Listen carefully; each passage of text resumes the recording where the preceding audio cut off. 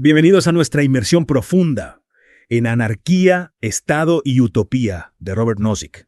Hoy vamos a explorar el capítulo 1, ¿por qué una teoría del estado de naturaleza? En este capítulo, Nozick nos invita a analizar cómo y por qué surgen los estados a través de un escenario hipotético, el estado de naturaleza. Y bueno, no se trata de un análisis histórico, sino de un experimento mental para comprender los fundamentos del poder político, ¿no? Exacto. Y comenzando con la subparte 1, y vamos avanzando paso a paso. Me parece perfecto. Entonces, para empezar, ¿podrías contarnos un poco sobre qué busca Nozick con este capítulo? ¿Cuál es su punto de partida? Bueno, Nozick busca establecer una base sólida para su teoría. Claro. Un punto de partida no político para comprender las estructuras políticas. Piensa en ello como la construcción de un edificio. Sin cimientos fuertes, toda la estructura es vulnerable. Claro, entiendo. Es como si quisiéramos entender el funcionamiento de un motor. Primero tendríamos que comprender los principios básicos de la física y la mecánica. Precisamente. Nozick quiere un punto de partida fundamental que no dependa de la existencia previa de un estado o un contrato social. Interesante. Eso me lleva a la siguiente pregunta.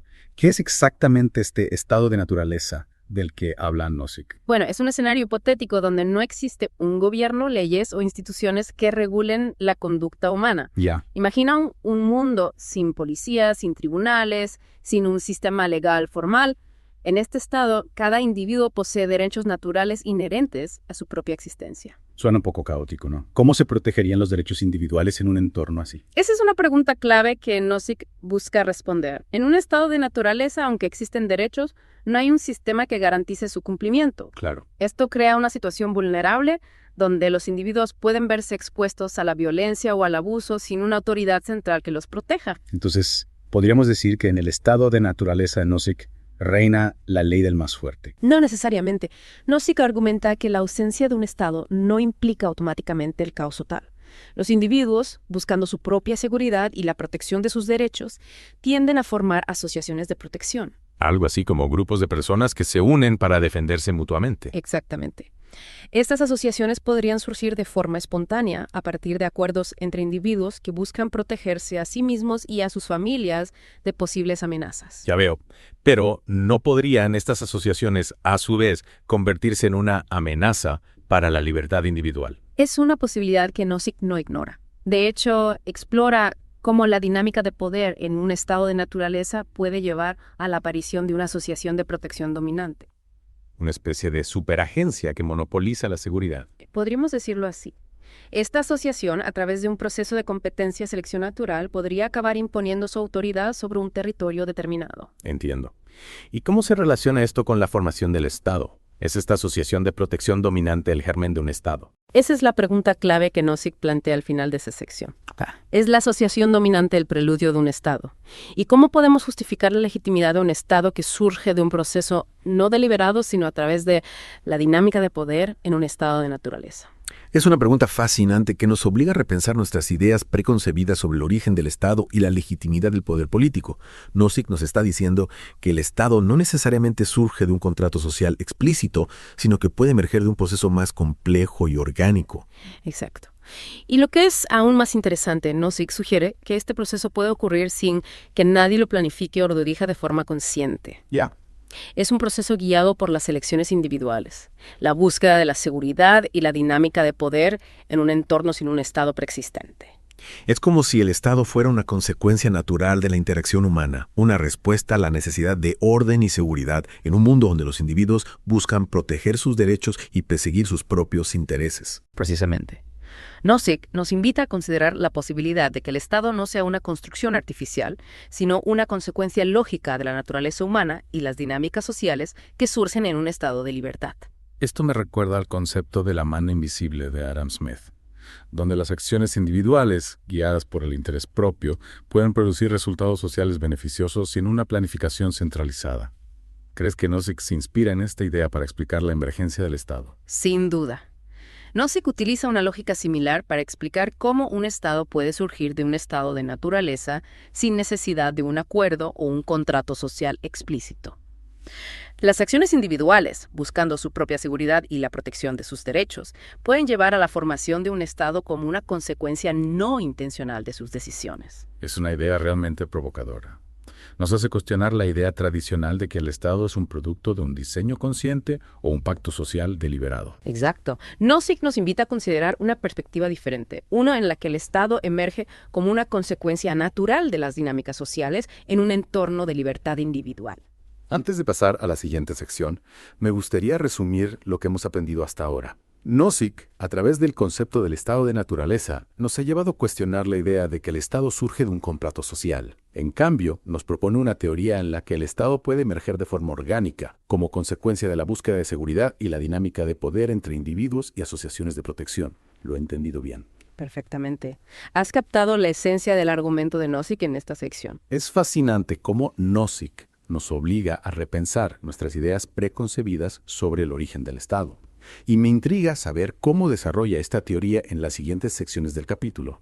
¿Qué nos espera en la próxima parte de nuestra inmersión profunda en el pensamiento de Nozick? En la siguiente parte, exploraremos cómo Nozick aborda el problema de la legitimidad del Estado y cómo justifica la existencia de un Estado mínimo, que, a pesar de tener el monopolio de la fuerza, no viola los derechos individuales. Suena intrigante. Estoy deseando seguir explorando las ideas de Nozick contigo. Retomemos nuestra inmersión en el pensamiento de Nozick, quedamos en la posible emergencia de una asociación de protección dominante en el estado de naturaleza. Sí, y me genera algunas inquietudes si esta asociación tiene tanto poder. No podría fácilmente abusar de él y convertirse en una amenaza para la libertad individual. Es una preocupación válida, y Nozick la aborda directamente. Él argumenta que incluso una asociación dominante no puede simplemente actuar a su antojo, está limitada por los mismos derechos que todos los demás poseen en el estado de naturaleza. Entonces no es una especie de dictador todopoderoso. No exactamente. Nozick explora el dilema moral que enfrenta esta asociación al intentar proteger a sus clientes y hacer cumplir sus reglas. ¿Qué sucede con aquellos individuos que no forman parte de la asociación? Los que llama independientes. Entiendo a aquellos que prefieren valerse por sí mismos. ¿Qué pasa con sus derechos? Justamente estos independientes, aunque no sean miembros de la asociación, todavía poseen derechos, incluyendo el derecho a la autodefensa. Sin embargo, si la asociación dominante prohíbe la autoayuda o la justicia privada para prevenir conflictos entre sus clientes, crea una situación de desventaja para los independientes. Es decir, si no puedes defenderte por ti mismo y no eres parte del club, te encuentras en una posición vulnerable. Exactamente. Y aquí es donde Nozick introduce un concepto crucial, la compensación. Argumenta que la asociación dominante, al imponer restricciones a los independientes, tiene la obligación moral de compensarlos por las desventajas que les impone. Me parece un planteamiento interesante. ¿Podría la asociación ofrecer algún tipo de servicio de protección alternativo a aquellos que no pueden defenderse por sí mismos? Precisamente Nozick plantea que la compensación puede tomar diversas formas, como ofrecer servicios de protección a un precio reducido o incluso de forma gratuita si no pueden pagarlos. Tiene sentido si la asociación quiere ser vista como legítima, debe ofrecer alguna forma de protección a aquellos que no pueden acceder a ella por sus propios medios. Exacto. A ofrecer compensación a los independientes, la asociación dominante se acerca a la idea de un Estado mínimo, un Estado que se limita a proteger los derechos individuales y a proporcionar un sistema de justicia imparcial. Ahora bien, ¿cómo se produce la transición de un estado de naturaleza a un estado mínimo? ¿Cómo se materializa esa transformación? Es una pregunta compleja, y Nozick ofrece una respuesta que, aunque fascinante, no está exenta de controversia. Argumenta que la transformación ocurre de manera gradual, impulsada por las elecciones individuales, la búsqueda de la seguridad y la necesidad de resolver disputas de forma justa y eficiente. No se trata de un salto repentino como plantean otras teorías del contrato social. Más bien es un proceso evolutivo, ¿no? Exactamente. Lo que es más interesante aún, Nozick sugiere que este proceso puede ocurrir sin que nadie lo planifique conscientemente, sin un acuerdo explícito para crear un Estado. Es como si el Estado surgiera orgánicamente, casi por accidente. En cierto modo, sí es lo que Nozick llama una explicación de la mano invisible. Las acciones individuales, buscando sus propios fines sin pretenderlo, crean una estructura social que se asemeja a un Estado. Hasta aquí el argumento de Nozick me parece bastante sólido. Pero me surge una duda. Si este proceso es tan natural, ¿por qué hay personas que se oponen a la existencia del Estado? ¿Por qué existen los anarquistas? Es una excelente pregunta. Nozick dedica una parte del capítulo a abordar las razones por las que algunos individuos, incluso en un estado de naturaleza, se resistirían a la formación de un Estado, incluso un Estado mínimo. Me intriga saber cuáles son esas razones. ¿Podrías explicármelas? Por supuesto, algunos podrían argumentar que incluso un Estado mínimo posee demasiado poder. y que inevitablemente invadirá las libertades individuales. Otros podrían tener objeciones morales o religiosas al uso de la fuerza incluso para la legítima defensa. Entonces, Nozick reconoce que el anarquismo, al menos, en teoría, es una postura defendible. Sí, aunque no la comparta, Nozick argumenta que si bien comprende las razones de los anarquistas, la lógica de la autopreservación, la búsqueda de la seguridad y la necesidad de un sistema de justicia imparcial hacen que la aparición de un estado mínimo sea altamente probable. Es decir, que la mayoría de las personas, incluso si inicialmente se resisten, terminarán aceptando la necesidad de un Estado, aunque sea un Estado limitado a sus funciones esenciales. Exactamente. Y aquí es donde Nozick nos deja con una pregunta inquietante. ¿Es posible que este estado mínimo se mantenga limitado? ¿O inevitablemente tenderá a expandirse, adquirir más poder e invadir las libertades individuales? Esa pregunta nos lleva al corazón del debate sobre el papel del Estado en la sociedad.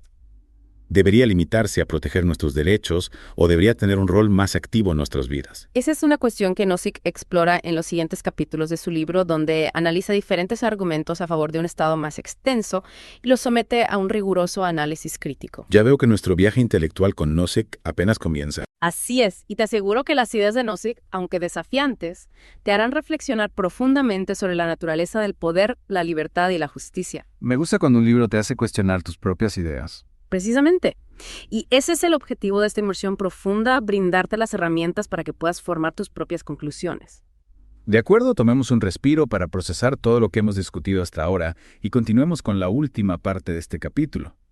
Hemos explorado cómo Nozick argumenta que un estado mínimo podría surgir de un estado de naturaleza sin violar los derechos individuales a través de ese proceso de mano invisible que mencionábamos. Sí, pero Nozick no se detiene ahí. En las últimas páginas del capítulo que analizamos, introduce una idea que considero fundamental para comprender su visión del Estado. ¿De qué se trata?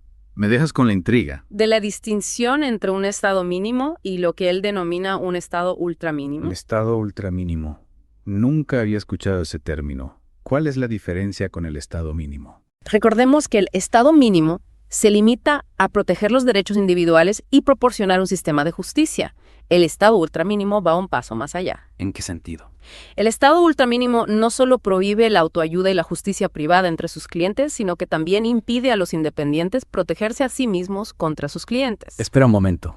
Eso suena a una violación de sus derechos. No es así. Exactamente. Y aquí es donde Nozick introduce una nueva vuelta de tuerca. A su argumento sostiene que el Estado ultramínimo, al imponer esta restricción a los independientes, adquiere una obligación moral aún mayor.